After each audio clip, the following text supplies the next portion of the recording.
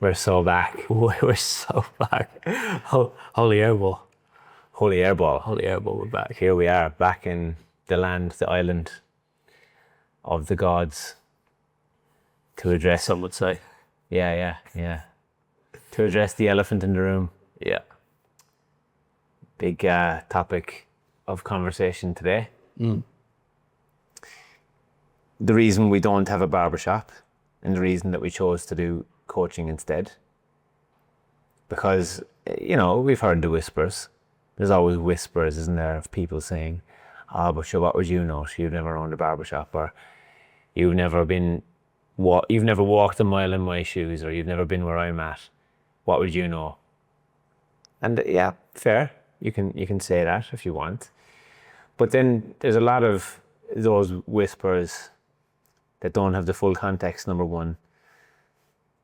And it's just easy to say that, isn't it, when you have nothing else to say. So I think it would be a good idea for us to talk about why we don't have one, why we chose not to have one, and maybe a little bit of background into the path that we actually have walked so far.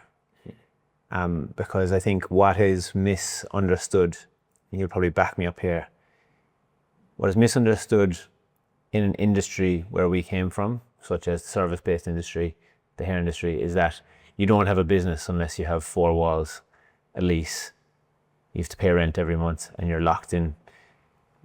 You don't have a real business unless that's the case. What are your thoughts on the real business thing? Yeah. Well, it's flawed straight away, isn't it? It's not. Just because you have walls and a lease doesn't mean it's not a real business. So what would you know? You don't have a real business. Exactly. Yeah. Well, it gets taken one or two ways, doesn't it? Some people are like, "Oh, yeah, you can't possibly coach people on that certain thing if you didn't have one." Or it gets received really well. Like, we just had a conversation about it at lunch, and it was like, "Oh, I love that. Like, that's awesome. You know, it's refreshing." Yeah, I think I really want to like open with that quote of Warren Buffett, and I say it all the time, but like, you know, humans learn by mistakes, but they don't have to be yours. And I think that's the pattern of what we do in our business, we've done in our business careers is, and Tony Robbins says it, right? The sign of a genius is pattern recognition. I think what we do best is we recognize patterns in what we do and what we see with, you know, looking back, so joining the dots, looking backwards, looking at the patterns that are happening now, and then predicting patterns that might happen in the future. So that's like a basis of, for people watching, like how we make our decisions. I think that sets up really nicely to sort of dive into where we're at and our mindset around why we don't have a business with four walls. I think, yeah, to say that a business isn't a real business if you don't have walls in the lease is just, you don't understand business. Then to me, a business is a fundamental set of skills that you learn about numbers, and really there's only a certain amount of things that a business needs. You know, it needs a great attraction, it needs great retention, great delivery, like we speak about all the time in our coaching model. That's our coaching model in a basic way. But all businesses need that. You need a great attraction to attract people, you need great retention to keep the cash flow going, and you need a great delivery system, which is the product. Doesn't matter what you do, whether that's four walls in a barbershop, a salon, whether it's a coaching business, whether it's, you know, e-commerce, whether it's, it doesn't really matter what it is, but all businesses need that. So that kind of floors the you don't have a real business thing. So maybe that was the case in the industrial age because, you know, the factories were the thing, and, you know, brick and mortar places people went to do work was at those businesses, and maybe they just saw those as real businesses because the internet didn't exist, right?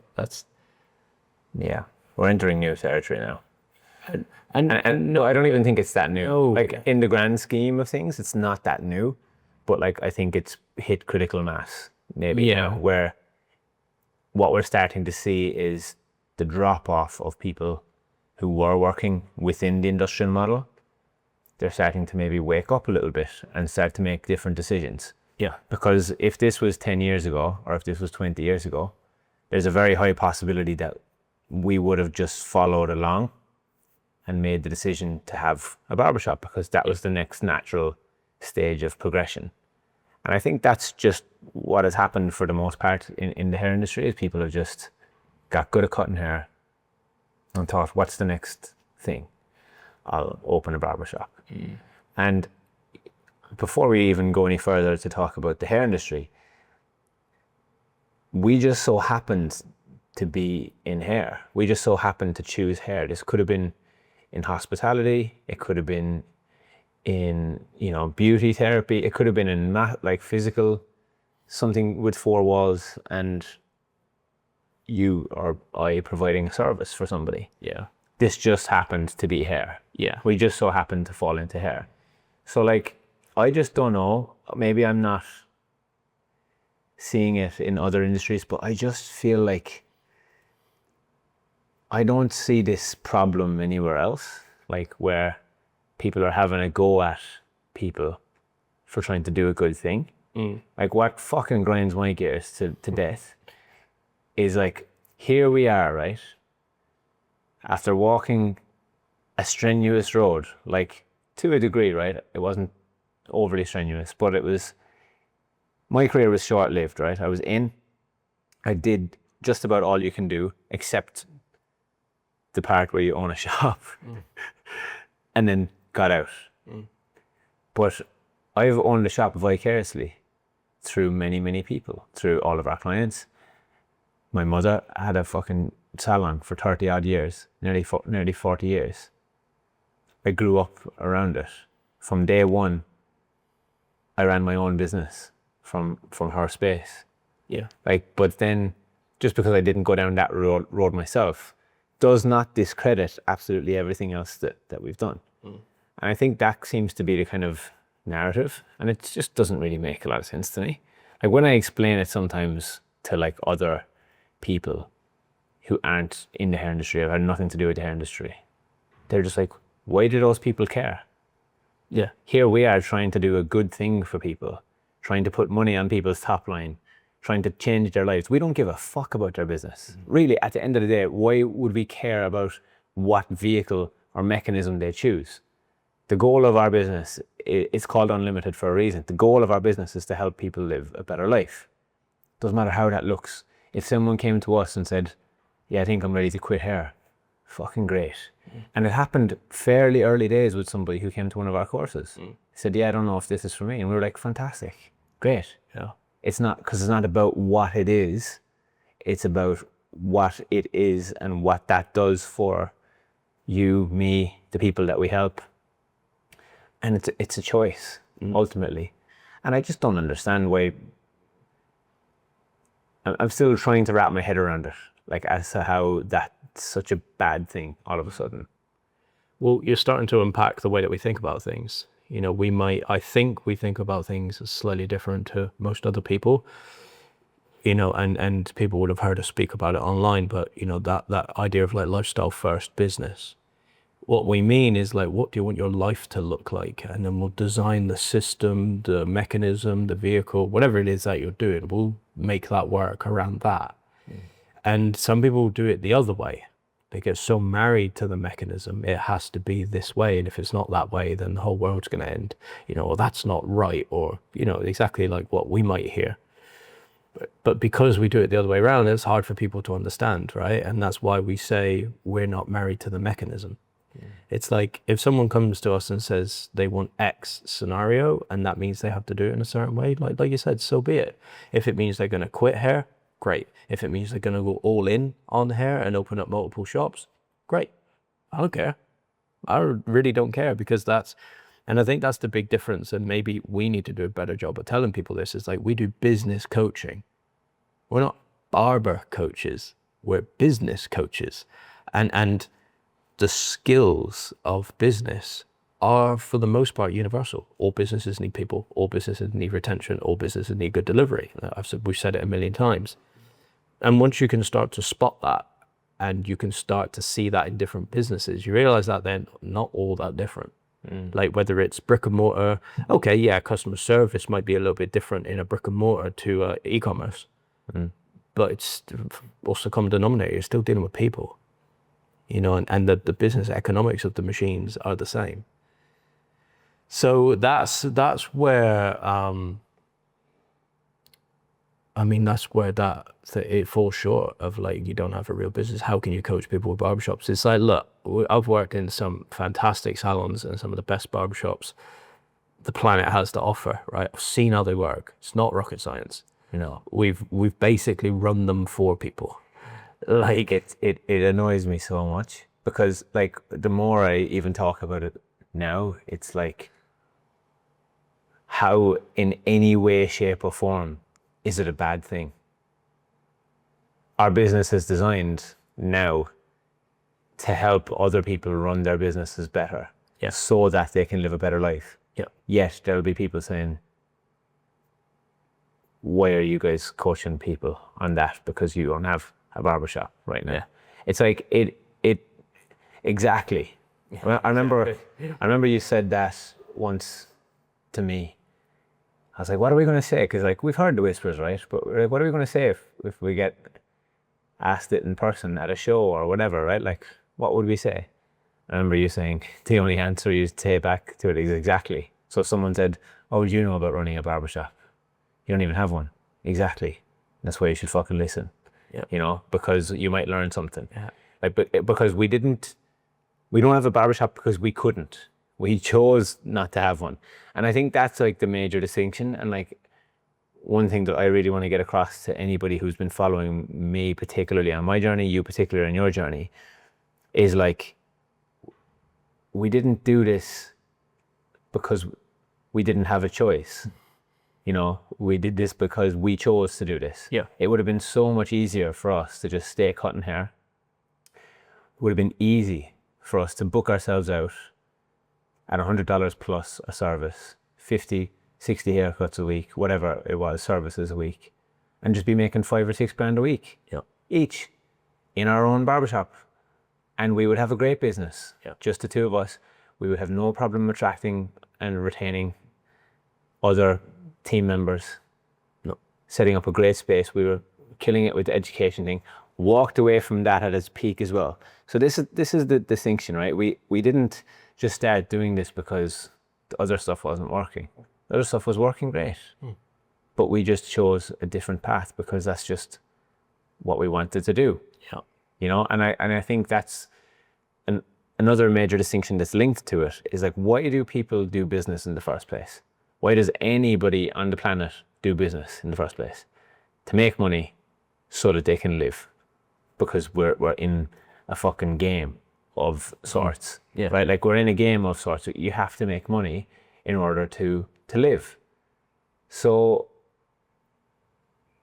a philosophy that we have in our business is that your life is your business and your business is your life. So, like, your life is your business, meaning it's up to you to look after it and mind it. So minding your own business, which is having a good crack of making sure that you actually do what's best for you so that you can live a good life.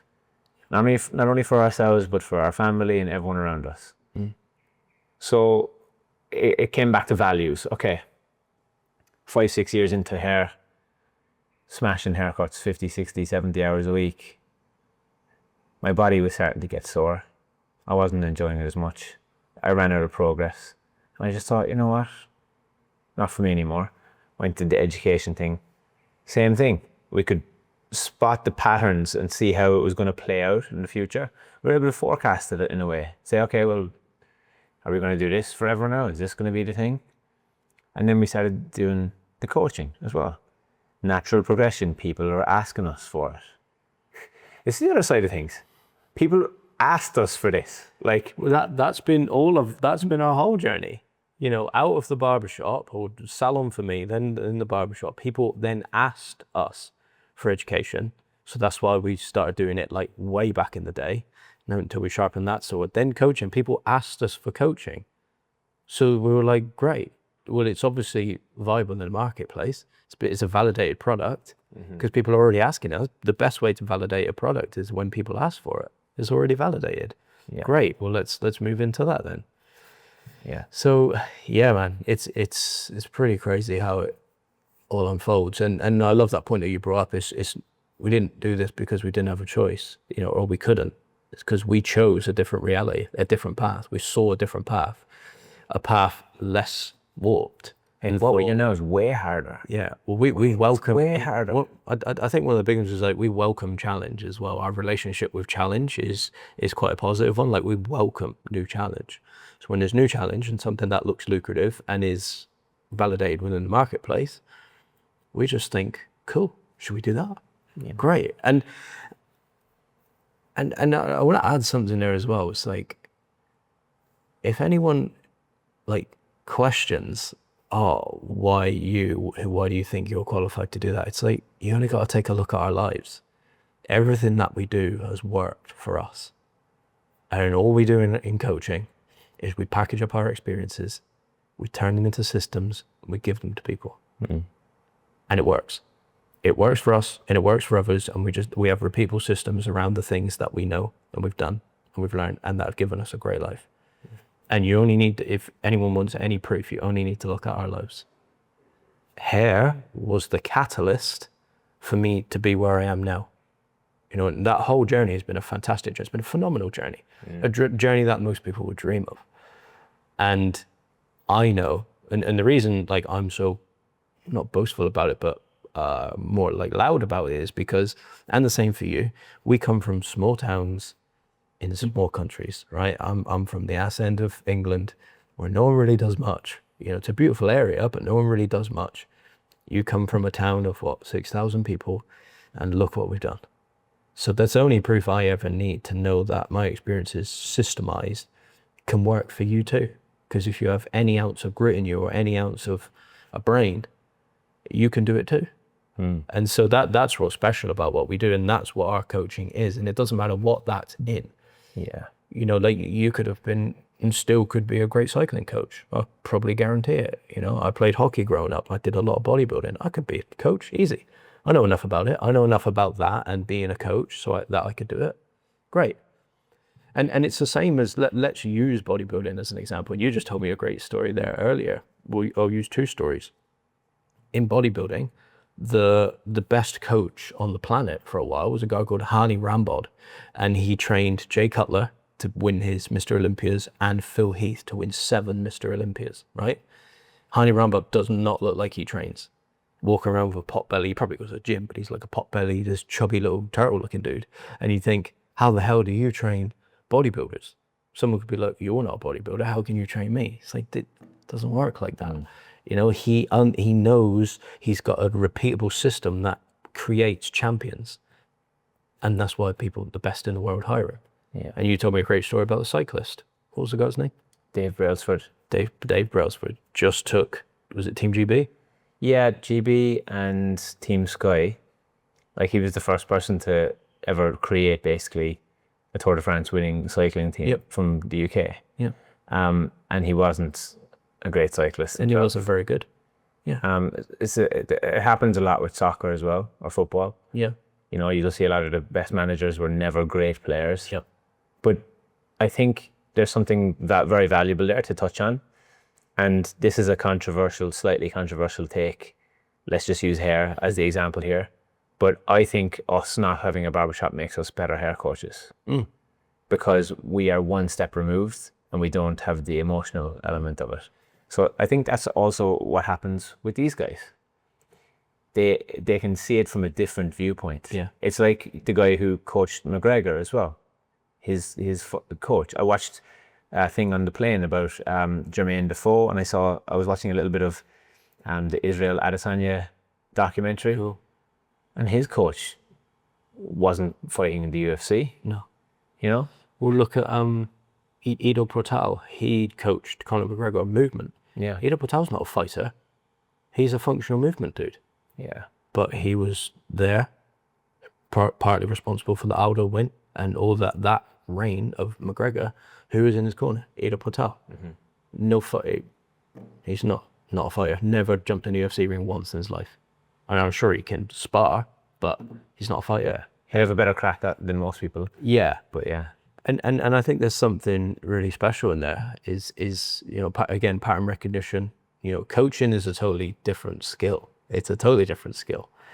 And you only need to know enough to get certain outcomes out of people, right? And you need to be able to recognize those things. And yeah, it's wild, man.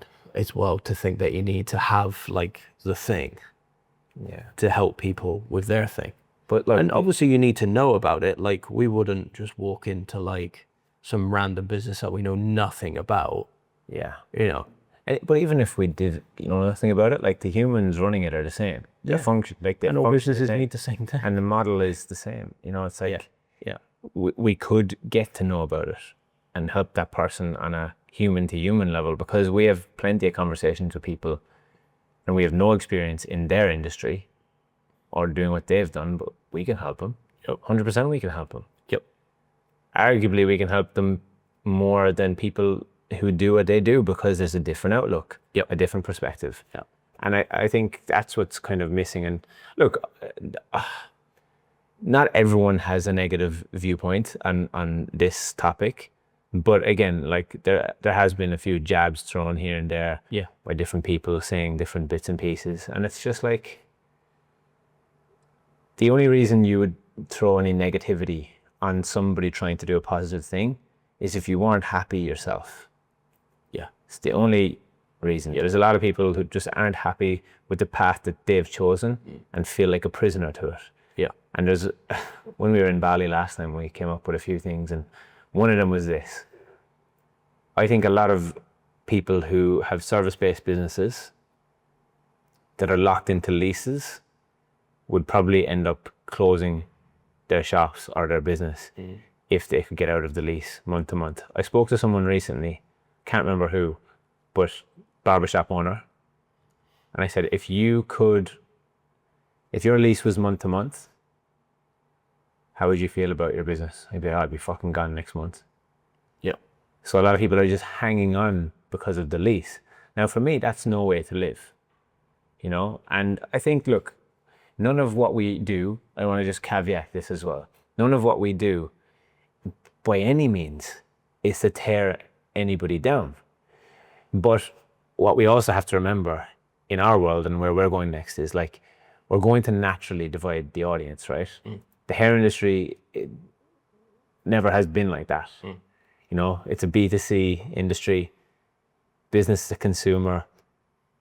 It mostly is filled with people pleasers. So as soon as somebody like us starts to challenge the status quo, what's been done normally up to this point, the way that people have worked their whole lives to set up their business to this point, when that gets challenged, of course it will bring up an emotion. But maybe it's worth investigating why there's a feeling of emotion about it. Why? Because if it was so good, you wouldn't worry. Yeah. It's the whole theory of like, if I told you you had stupid purple hair and you didn't have purple hair, you'd feel nothing about it. So it's what people are making things mean and how they're looking at the world through the lens that they're looking at it. And I sometimes make things mean something about me as well. I'm not saying that I'm perfect. Sometimes when I see these posts or I hear things, I'm just like, yeah, I wonder if that's like talking about us or what we're doing. And sometimes I'm right and sometimes I'm wrong. And the reason I know I'm right is because down the track, it all eventually opens itself up. And someone starts fucking saying something directly and that's okay. Everyone's entitled to their opinion. I feel sorry for those people though, because what I've learned in my time being a human, doing business, making money so that I can live a good life and helping other people do the same, is that the successes that I think we've had in business are down to the open-mindedness of who we are. And like, we're here in Bali at the moment, we're about to go to a mastermind with a guy who's shutting down his business in about a month's time. Shutting it down. He's making about 50 grand a week, USD. Shutting it down. I'm intrigued. Now, if I wasn't intrigued or I wasn't curious or I wasn't open-minded enough to learn from somebody who's shutting down their business, then we might be in a different spot. But like, we're open enough to be able to go there and think, I wonder what we can learn from this guy. And I just wish there was more people like that. Yeah. And a bit more curiosity, and realize that if they just asked the questions, we could help them a lot. And it's a real sign that there's so much ego in people, from a protective standpoint of ego. People are just trying to protect their corner, and that's okay, you know. But it's just, it's mind-blowing stuff. We had that conversation this morning over breakfast, you know, and particularly in your world, like when you came into the industry, you know, even just a couple of years in, it was challenging the status quo in a big, big way. And I'm sure there would have been a category of people who didn't like that at that time, but there were a lot of people that did, you know, and you created a wave there, which was, especially in the Australian market, like you're responsible for a lot of the stuff that happened in the Australian barbering market would not have happened if you didn't challenge the status quo with the thought processes that you have. And it's been brilliant for that. But that it's like Imagasi always talks about, and Darren, one of our coaches, you know, the cycle of being, you know, you're the hero, then you're the villain, until they hate you long enough, you become the hero again. It may be a bit of that cycle. It's like you're the hero, but because of that mindset, and that mindset's never changed, but now you are using it in a different realm, people will be like, oh, that's rubbing me up the wrong way. I don't quite like that. But then eventually it probably hit critical mass, and they'll go, oh, actually, yeah, that made a lot of sense. Yeah. And so that is playing out as well. I think there's a cycle of like constantly challenging status quo, because you're a critical thinker and you can join the dots looking backwards and go, hey, wait a second, like that doesn't seem like it's working very well. Let me try something different, try something different. Whereas other people might not understand that, and they might not be able to keep up with that. So I understand that and have compassion to that. And to your point about like us being one step removed, I think it does make us better coaches, not just in the barbering world, but in the business landscape generally. And hair salon and barber coaches is, number one, we don't have a bias. Number two, we're not protecting our own. You know, a lot of the advice you'll hear has a bias on it because people are trying to protect their own. And what I hear, whether it's a comment, whether it's a story, whether it's a post, whatever it is, it often comes from the corner of their own context. It's like, I live in this city and this is what happens around me and this is how I formed my opinions, and so this is what you should do, and if you don't do that, you're wrong and your business might go under, and all this kind of language. It's like, yeah, okay, but that's just context from your side of things because you're trying to protect your own. And you'll often notice that when we have conversations with those types of people who are giving out that type of advice, it doesn't go much further than 1 or 2 layers deep, because once it does, you have to reveal the model that you're using to get you to that point. And then if you talk to someone who's open-minded and doesn't have a bias, oftentimes you can poke a hole in it. And nobody wants to have a hole poked in their business model. And it's just like you said, you know, sometimes there's an ego protection there. And like, oh, but I've worked so hard for this thing, and it needs to stay that way, and you know, I can't be seen to be rocking the boat and it be challenged. So that's massive. That is always at play, and I think that's why, you know, we can be a little bit contrarian and we can rock the boat a little bit. But I think that is our superpower, is we can stand back and bird's eye view everything and go, well, what's working and what's not, because we said this earlier as well, like, what's the big litmus test? You know, for me, looking at all this stuff, it's not about who's right, but it's about what's right. And what's right in our world is the health, well-being, and the livelihoods of these people and their families. That's the most important, right? So whatever happens after that needs to directly feed back into that. It's not about who's right, it's about what's right. Yeah. And that's the most important piece to the puzzle. So we're always thinking from that lens. Yeah. It's like, let's do business from that lens. And we can look at all the pieces of the puzzle and go, yeah, okay, maybe do this, do that. Because, you know, if we really stand back and ask people, and this joins beautifully into what you were saying about, you know, how happy people are with what's going on. If you really stand back and look at how joyous and delighted are people with our current situation, well, my radar says that not many.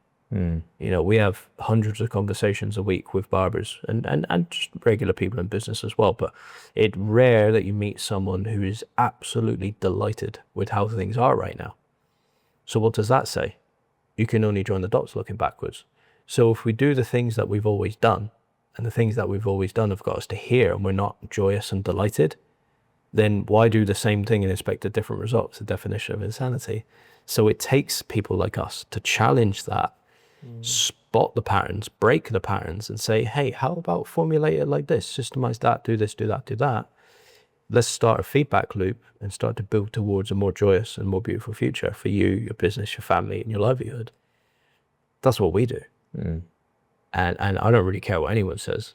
Like, if you're not joyous and really enjoying what's going on in your business and your life, then what's the point? Like, you can fight for your limitations all you want, but that's just the ego coming up again. And that is where we flip it all the way back to, it's lifestyle first. I'm not married to the mechanism, like for us. But that's why we stopped doing higher education. It's like, it's not feeding back to a joyous place anymore. It did, but it wasn't. So we were like, all right, let's change it.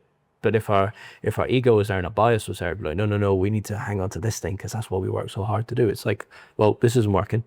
We've spotted the pattern. We need to break the pattern, try something different, start a new feedback loop. And that's how we keep moving. And I think that's really important. And something I'll add there, that this is a big piece in where I see like great coaching and the coaches that we look towards. And this is the reason why we're here in Bali right now, because this guy's shutting down his business, making 100K profit a month. It's a lot of money. And some people will be like, that guy's ludicrous. Why is he doing that? Well, I think he's genius, and I know there's genius behind it. And I can't wait to ask him the question, not why did you shut your business down? What do you see it next? And that opens up a frame of thought of like, I'm not always interested in what people have done, because it's not always good to look at what you've done. Because if what you've done has got you to here and it doesn't work, what's the point? I don't care. I like to see people, okay, yeah, let me have look at a little bit about what you've done, but also, do you have one eye on the future? What's your eye on the future saying? I want to know a bit about that as well. Because again, it's like fighting for the limitations, right? If I'm not interested in, we hear this thing about, oh, you need people with real experience and battle wounds and scars from business and this. It's like our coach, one of our coaches, Darren, right? He openly talks about it. 3 failed businesses, went to zero, went to bankrupt, all this kind of stuff, failure. That's not why we hire him though. Yes, it's a great thing for the story. It's a marketing story, but we hire him to tell us about the things that work and are working, not all the shit that didn't work. It's basically hot air. It's a waste of breath, right? And that's where we sit in the market. Is like, yes, I could tell you all the ways to run a business the old way, or do we want to formulate something which creates a really beautiful and powerful future going that way? And that's why I love our model. It's like, yes, I join the dots looking backwards, but I've also got one eye in the future. And that's why I love great minds like that. And that's why we get the coaches we do, is because yes, they can give us all the tactics. Oh, this is what we did and blah, blah, blah, blah. It's like, okay, but also let me prepare you to go this way, because it's changing so fast, man. Yeah. And I think that's not going to work forever, is it? Yeah. And I think that's what's rubbing people up as well. Is like, they know it's changing, and it is changing, and it's scary. And I have compassion for that. And that's why there might be a grip, and the ego might be like, holy shit, don't reveal that hole to me. Don't reveal that to me, because that's scary. And stop bringing that to people's awareness. But it's that's also, what it screams a little bit too. It's like, don't bring that to people's awareness. Also what Dan Martell speaks about, the pain line, right? It's obvious that business journeys for a lot of people have been painful up until now. You can tell, because again, litmus test, are people joyous and delighted? Not really. Everybody's got a woe story and a victim story of like why it's so hard. So the pain that it took to get to here, and it's still so hard, why would I want to try and maybe grow something different? Because is that just going to bring more pain? Yeah. And I have absolute compassion for that. But what we've seemed to see in our business and our coaching group is that it's not always the case. Yes, there's always going to be pain points. But like we said at the start, we welcome the challenge. A lot of it's to do with your relationship with challenge. Yeah. And how well is your model working for you? And you said that beautifully. It's like, the fact that people have time to sit around and leave comments on people's stuff and tell them why it's wrong and this and that and the other, it blows my mind. Because we're not in the game to tear people down. I couldn't care less about tearing people down. The only reason I use social media is as a business tool to help people. I don't care about your opinion. I don't care if you think I'm right. I don't care if you think I'm wrong. We're in the game of resonance. I'm just posting for resonance, to resonate with the people that like what I've done and might want to do that too. That's it. I don't care about the opinion, but the very fact that people have the time and the anger, so much anger in them, and the disgruntledness to sit there and do that shows me that their model doesn't work for them. Because if it did and they were at absolute peace, regulated nervous system, delighted, joyful, I love what I'm doing, what you say about business has no relevance to me, because what I do works. And I'm just going to be louder about what I do because it will eventually drown you out and you'll be obsolete. Yeah. It just, I'll say it again, but it blows my mind. I just don't understand how someone could want to stop somebody else from seeking the help that they need. It's almost like saying, this person's an alcoholic. This person coaches people on how to get sober. And pub owners are saying, fuck that coach. Why would, like, they've never owned a pub. They don't know how hard it is.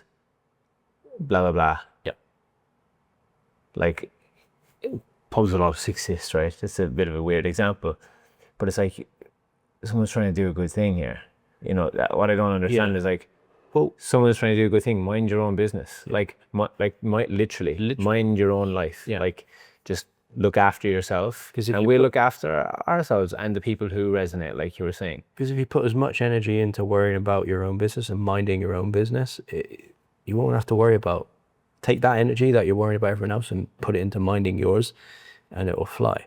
But to strengthen that analogy that you used there, you know, I knew someone who was a drug and alcohol psychologist, right?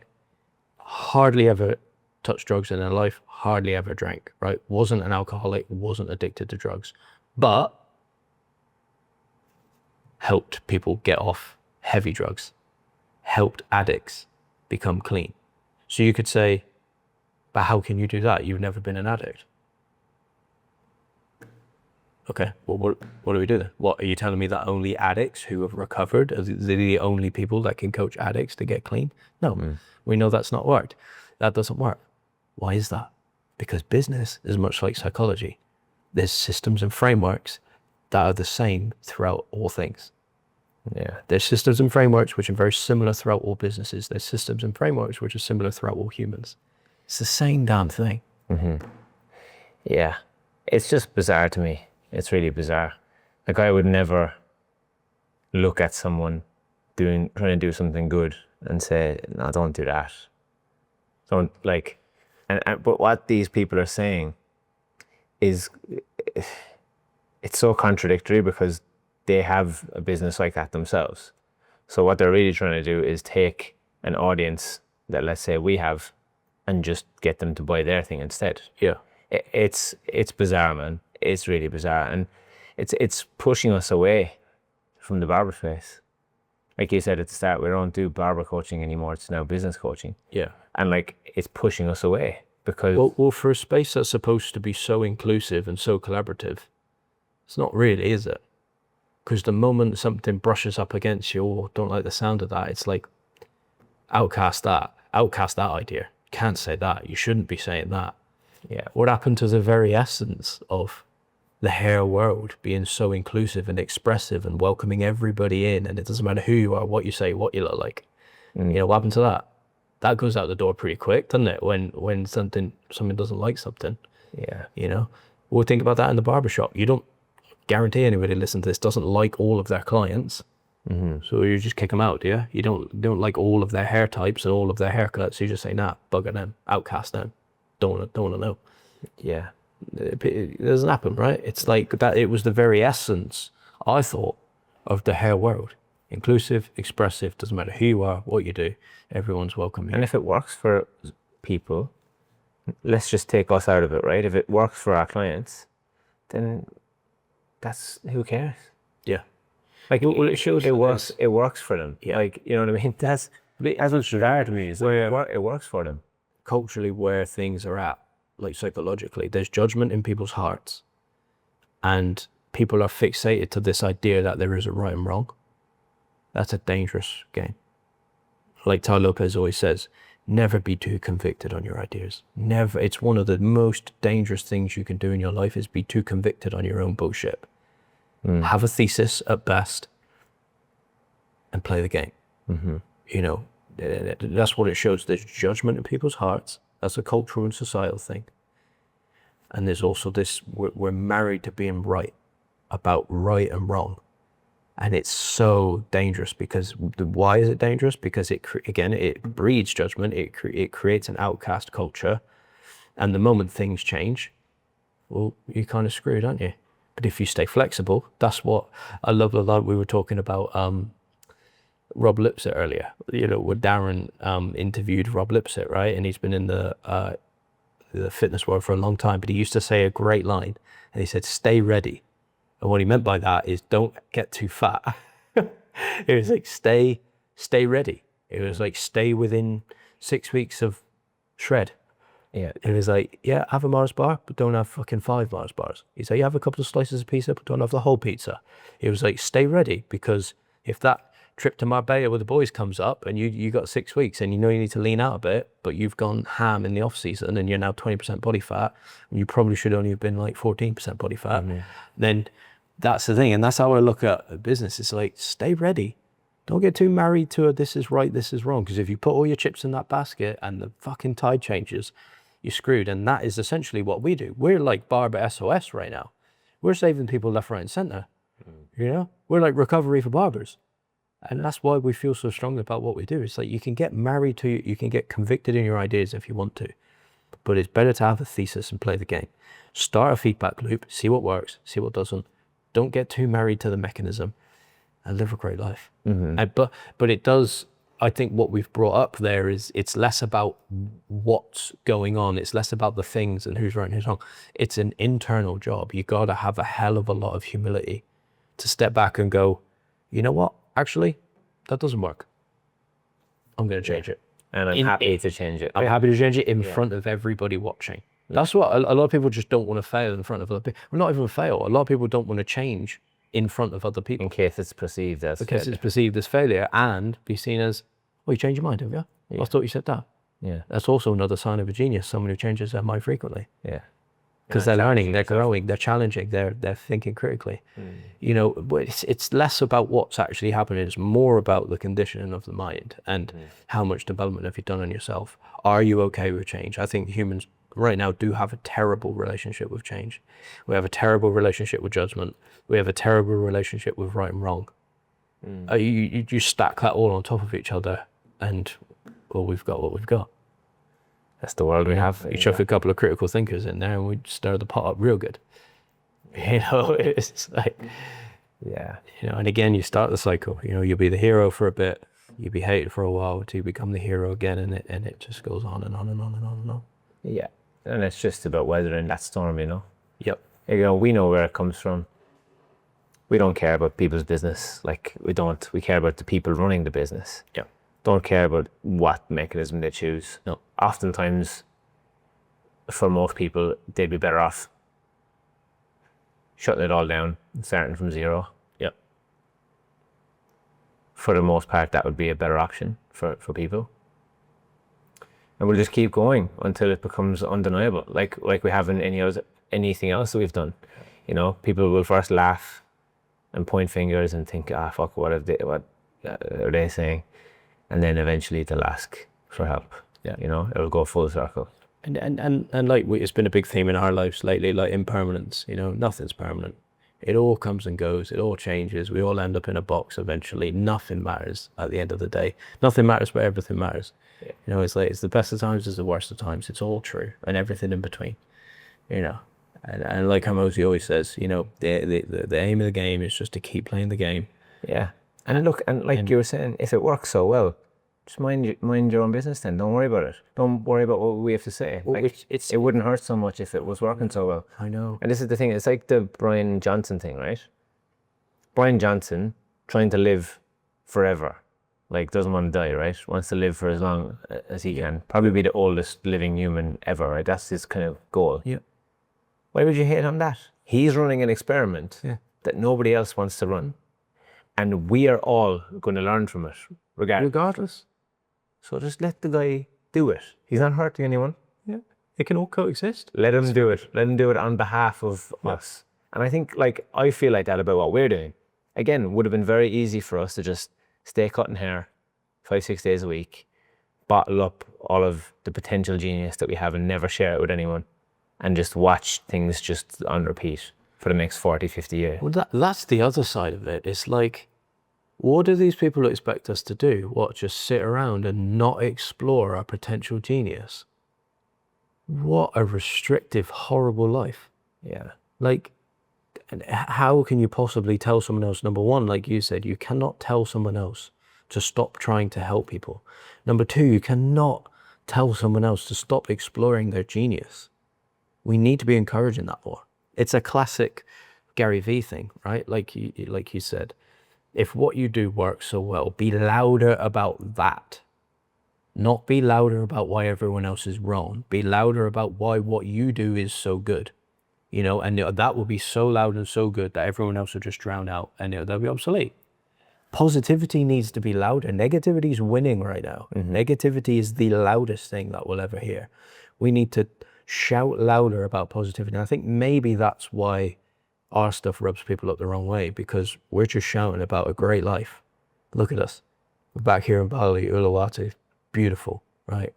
Just landed here and we're like, this is it. We're so back. Like, this is on. What a fucking great life we live.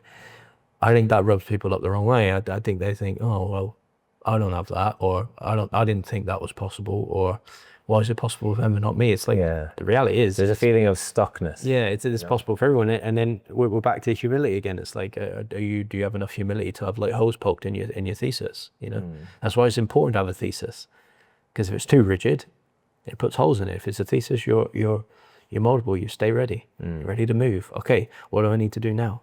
So the whole social media thing, people like, still to this day, I saw a reel the other day about people talking about if social media is a load of bullshit. It's like, are you kidding me? It's a tool, man. Like, if you're not using it by now, you're going to get left behind. It's just a tool. Yeah. Use the things, have a thesis, stay ready, move, because in a minute that's going to change. Personal brand's hot right now, but it will change. And I've already heard Gary Vee speak about different things. It's like, it's all going to change. Stay ready, keep moving, stay supple, you know? That's how humans have done it. Like, we adapt. And it's like, there's no one size fits all approach, right? Like, no. And I think that's where people are observing what our content, right? From, not everyone, like the people that we're talking about, the whisperers, are observing our content from their POV of how they see the world, right? Yeah. And I think it's just up to me particularly, because sometimes I get emotional about it, like, because I feel misunderstood. I'm like, how can you be hating on this right now? This is crazy that you even think that this is a bad thing. Yeah. Like, that is fucking crazy to me. Yeah. But yeah, I think like you were saying, right? Things will change, things will adapt, they'll move. We're just running experiments. Yeah. And we're doing it on behalf of those people, and like, we're always going to keep optimizing our lives for the way that we want to live them. And if that's not the way that you want to live them or live your life, just don't worry about it. So we'll keep optimizing for the way we want to live. You keep optimizing for the way you want to live. Yep. And if you want to live the way we want to live, then just ask us about it. Yeah, I'm happy to share with you. And like, yes, there's a fee, but the fee is actually, the return on the fee is outrageous. Is outrageously higher than what it's we priceless. The charge. return on the fee is priceless. And what we've paid to accumulate the knowledge that we have, and to be able to condense it and package it up and give it to our people. Like, the investment that people make isn't for us. It's not even for us. And I think that might be one element of it, like, that people struggle to wrap their head around, is how we can make more money in a barbershop without cutting any hair. Way higher profit margin, complete time flexibility. Like, what we have invested ourselves and paid ourselves to get to that point, to then package it up in a nice little gift wrapper and give it to our people. The cost of entry, the barrier to entry, the investment is their skin in the game. Yeah. It doesn't actually pay us that well for the amount we help people. Yeah. In In comparison. Yeah. I mean, now really. You touched on a great one. We haven't even spoken about the reasons why we never actually chose a barbershop is because of profit margin. So we laid out all of our options on the table. It's like I was this close to buying a salon, this close to buying a salon. Thank God I didn't, right? Because that said salon closed down about 2 months ago. Now, could I have kept it open? Probably. Was it down to poor management? Probably. But I don't know that story, right? Close to buying a salon, didn't do it. Why? Something didn't feel right, numbers didn't check out. Almost opened up a physical academy. Something didn't feel right, numbers didn't check out, right? Profit margins. We're talking, when we say numbers, we're talking about what do we get to keep versus the amount of effort we've got to put in to keep the damn thing running. Yeah, it's a fucking equation. It's literally a mathematical equation. It's an equation with the skills and the experience and the knowledge and the potential that we have. And it's like, so you're telling me we can do this thing and keep that much? Okay, I'll do that one then. Yeah. Is that not smart thinking? Like, it's not even about, like, I know this is going to sound kind of wanky, but if it was about the money, we would have stayed cutting hair booked out at over $100 a haircut. We probably would have been pushing the $250 a haircut by now. 100%. And doing 50 clients a week because we had the potential to do that. Yep.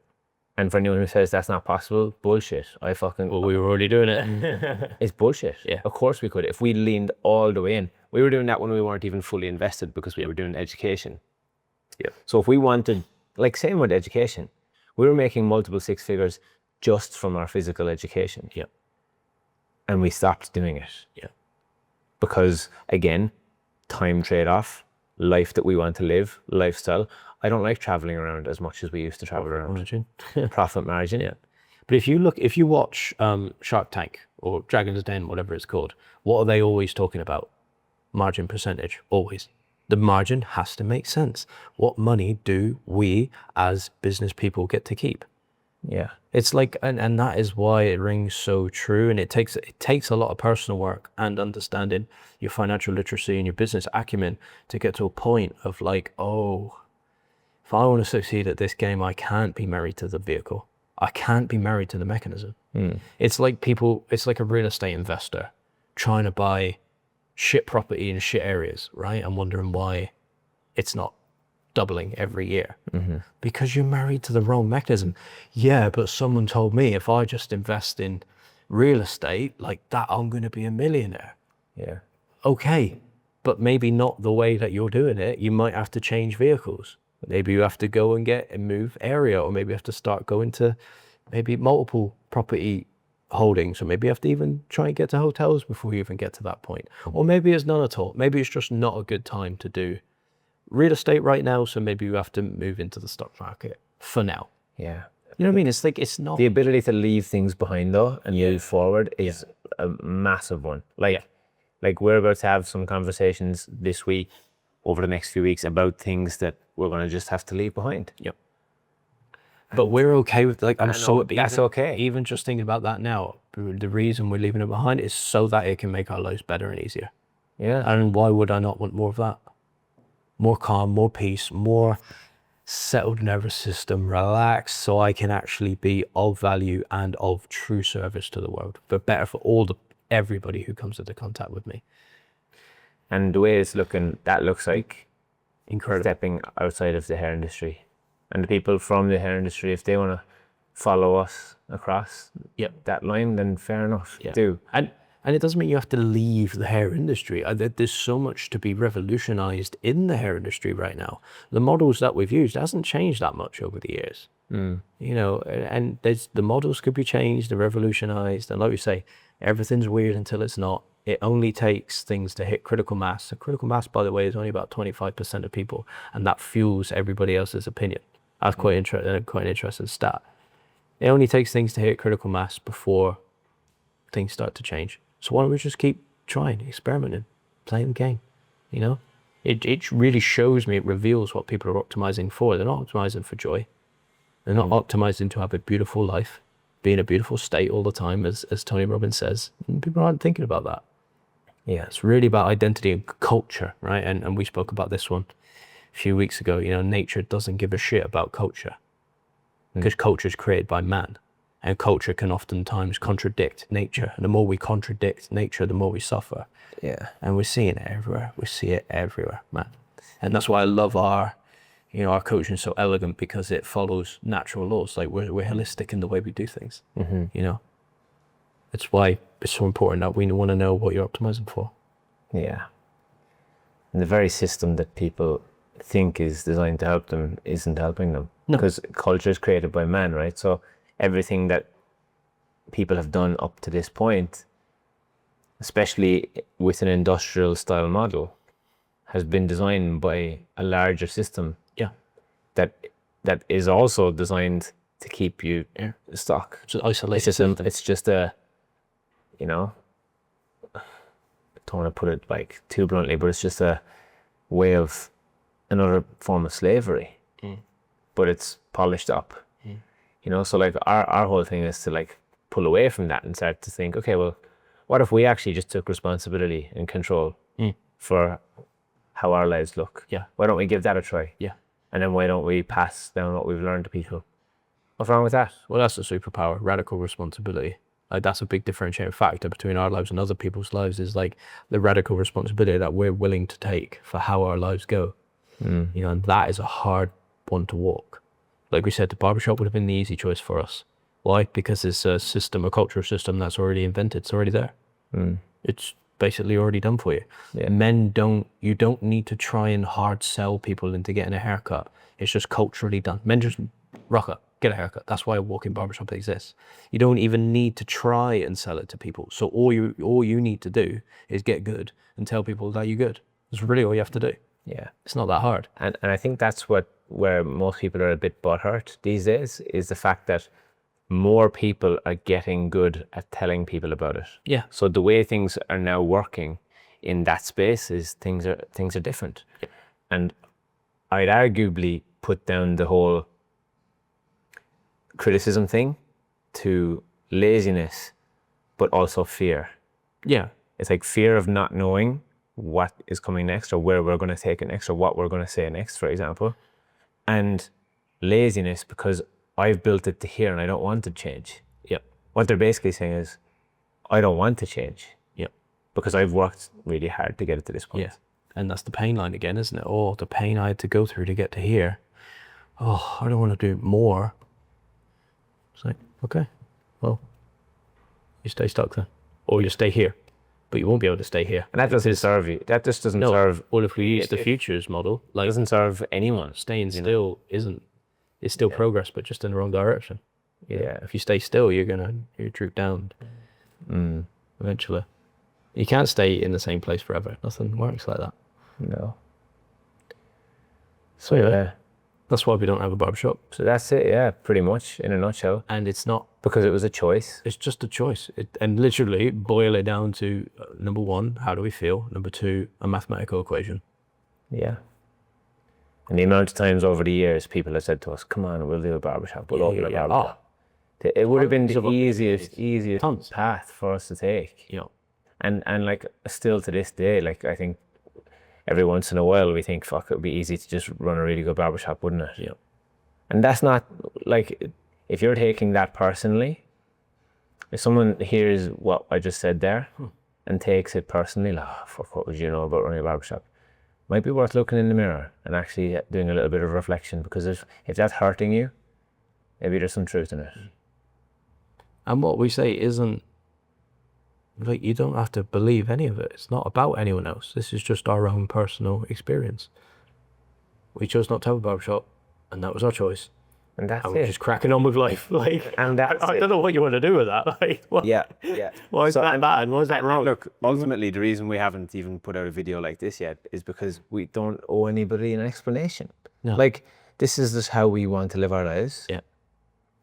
You also have a choice not to follow us.